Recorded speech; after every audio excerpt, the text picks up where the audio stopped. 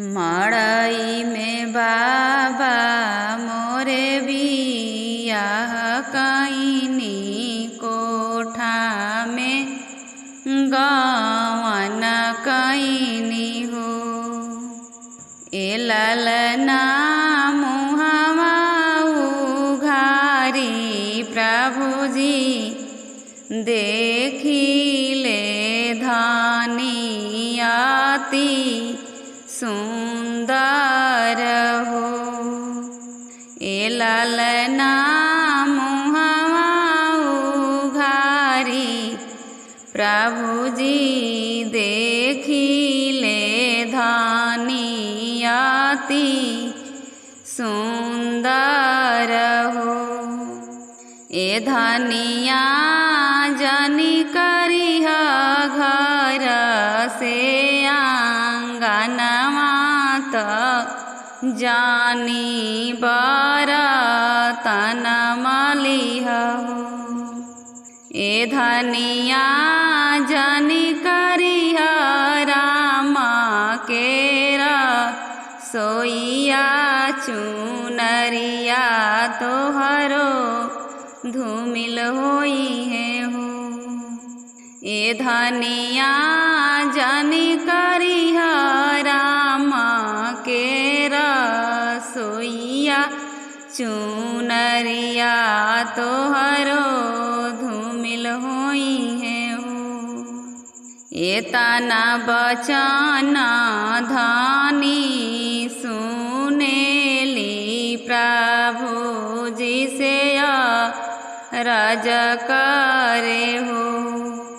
ए प्रभुजी के करी हैं घर से आंगनवा, तके हो बर तन मली है हो।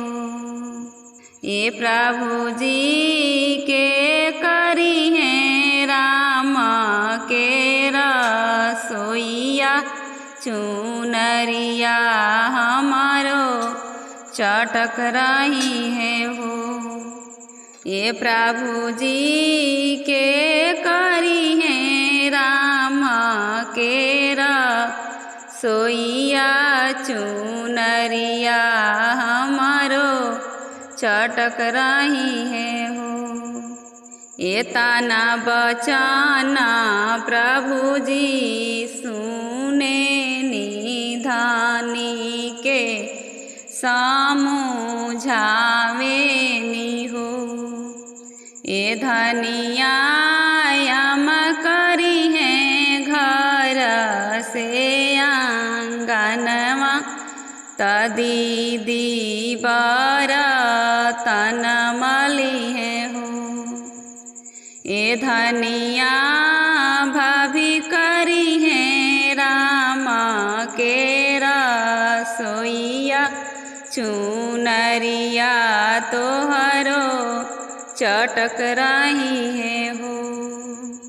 ए धनिया भाभी करी हैं राम केरा सोइया, चुनरिया तोहरो चटक रही है हो। ए तना बचन धनी सुनेली प्रभुजी से राजा करे हो।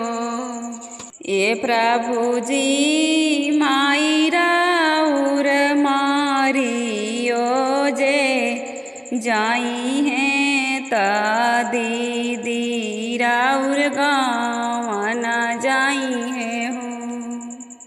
ए प्रभुजी भाभी राउर होई है या लगवा, कैसे के चुनरी चटक रही है हो।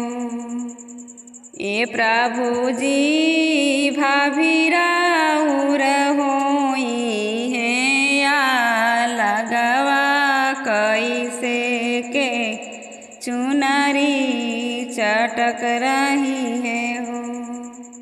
एतना बचन प्रभु जी सुनेनी, धनी के समझावेनी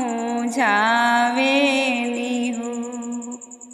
ए धनिया हम करब घर से आंगनवा त हमहि बरतन मलबी हो।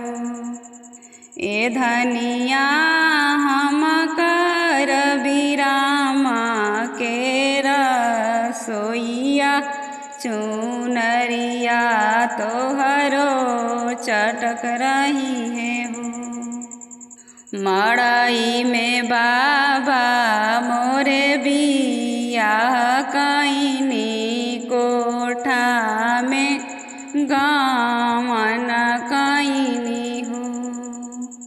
ए ललना मुहमा उघारी प्रभु जी देखिले, धनियाति सुंदर हो। ए ललना मुहमा उघारी प्रभु जी देखिले, धनियाति